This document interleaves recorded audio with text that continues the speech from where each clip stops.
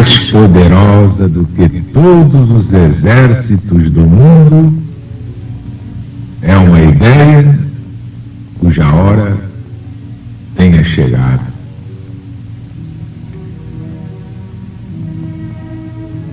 E este pensamento de Victor Hugo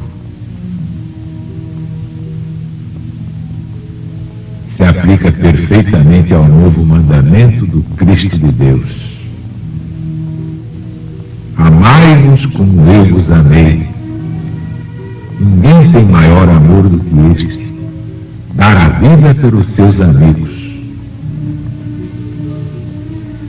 Novo mandamento é por isso a ideia das ideias,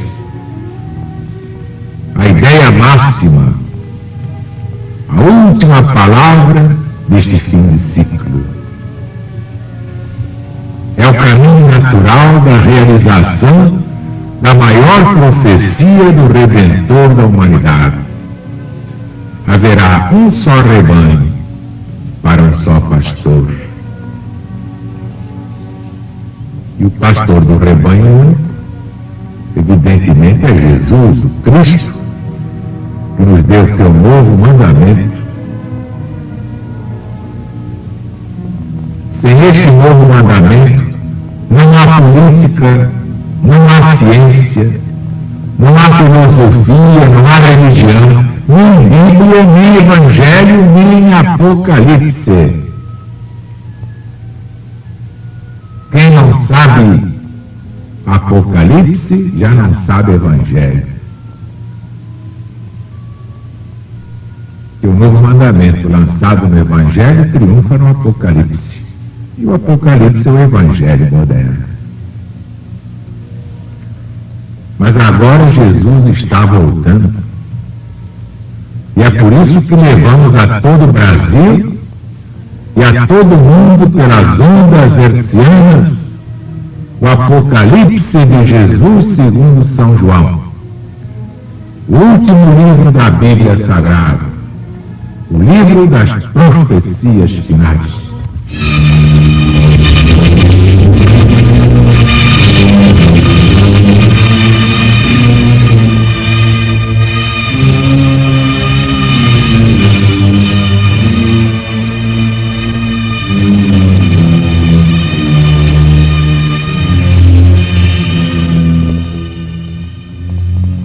E o quinto anjo tocou a trombeta.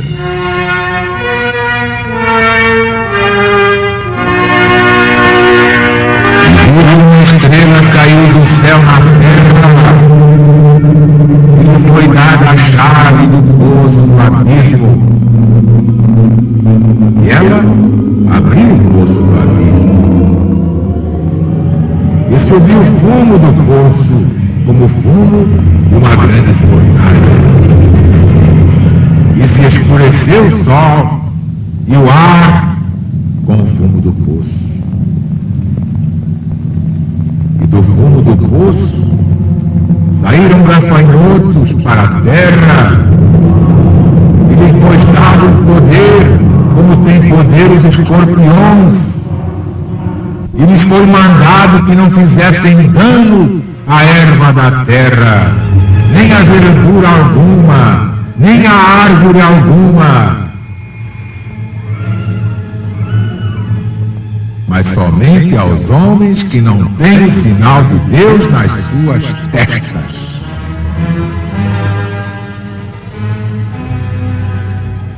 E lhes foi concedido não que os matassem, mas que os atormentassem durante 5 meses. E o seu tormento é como o tormento do escorpião quando fere o homem. Naqueles dias,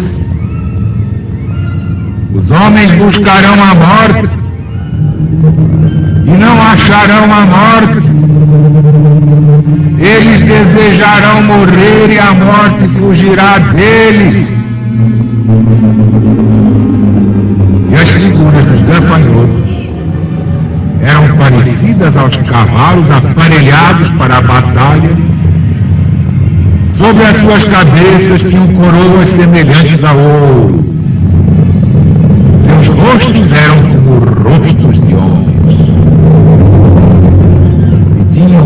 cabelos como os cabelos das mulheres.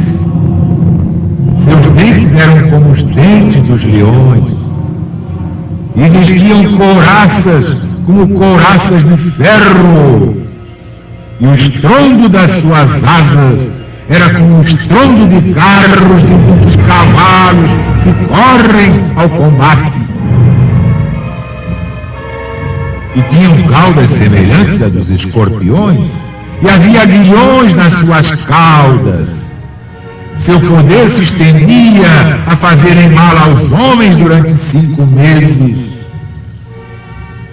E tinham sobre si, como seu rei, um anjo do abismo, chamado em hebreu Abaddon, em grego Apollyon, e segundo o latim quer dizer o exterminador.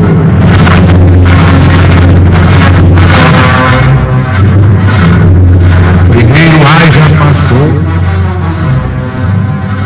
e eis que se seguem novas desgraças.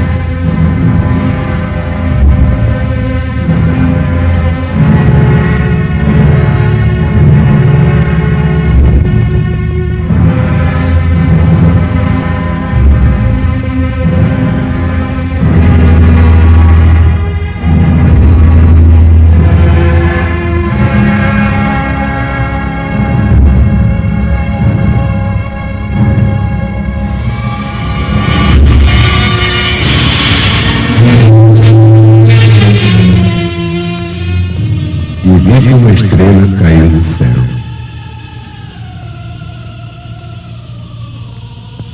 Esta segunda estrela foi Teodoro de Bizâncio, homem sábio, reconhecido como tal, muito instruído nas artes da Grécia, e quem o proclama é Epifânio. Esse Teodoro de Bizâncio, sendo preso pela fé com outros muitos cristãos, foi o único dos seus companheiros que fraquejou, renegando Jesus, o Cristo. Como os que conheciam seu saber o censurassem por queda tão vergonhosa, para um homem do seu talento, de suas luzes espirituais, e foi que respondeu Teodoro, espanador da memória, respondeu a eles que se tinha renegado Jesus, não era nenhuma culpa que cobria uma fraqueza. Renegaram o homem, não renegaram a Deus. Isto se deu durante a perseguição de Septímio Severo, no ano de 196.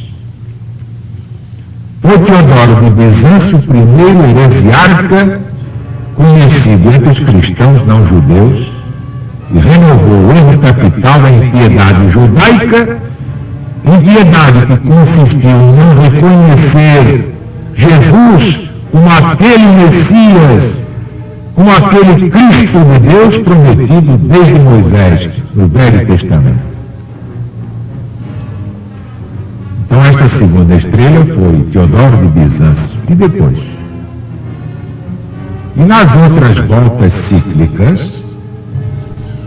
espanador na memória.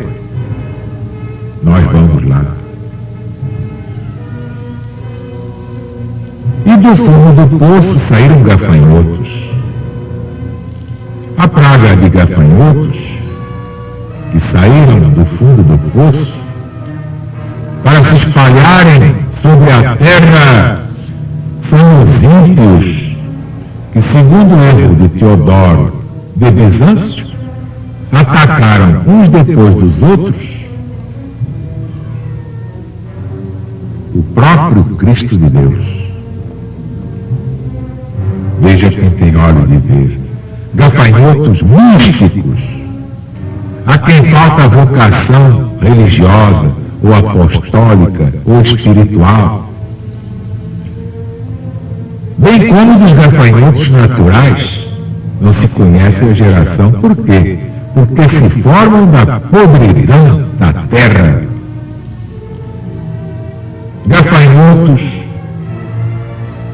sem consistência, sem movimento regular de doutrina, talando a mente de Deus neste mundo. Gafanhotos a quem foi dado um poder, como o poder dos escorpiões. O que quer dizer isto? Quer dizer que o seu veneno oculto, um veneno que está na cauda, é um veneno que não aparece logo, mas que se descobre nas consequências. Gafanhotos de singular condição, que deixando intactas as aves, as ervas, todas as árvores, enfim, só fazem mal aos homens, para que se entenda que o dano é todo espiritual. Feito somente àqueles que não têm nas suas testas o sinal de Deus. Isto é, aos que não são verdadeiros cristãos, por lhes faltar uma fé constante até o fim.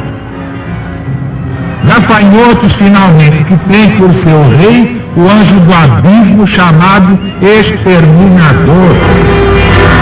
Abaddon, Apollyon, Lúcifer, a quem Jesus, no Evangelho, segundo São João, capítulo 8, versículo 44, chama homicida, criminoso homicida irrepreensível.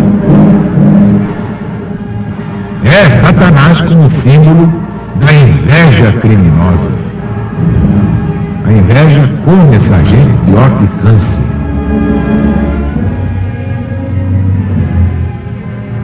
Então já vimos que 2 estrelas caíram do céu.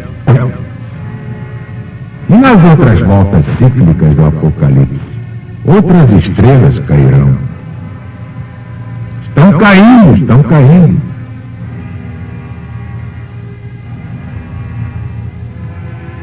Porque vem aí coisas muito sérias, que lembra esse estrondo das suas asas, com o estrondo de carros, de muitos cavalos correndo ao combate. Isto concorda muito bem com o que dos gafanhotos escreveu antes Plínio. Fazem tão grande estrondo quando voam, que a gente cuida que são outras aves poderosas. Basta dele. Livro 11, capítulo 29, de Plínio. A imagem de João Evangelista está perfeita. E prepara ambiente para aquela outra catástrofe. Naqueles dias, os homens buscarão a morte e não a acharão. Eles desejarão morrer e a morte fugirá deles.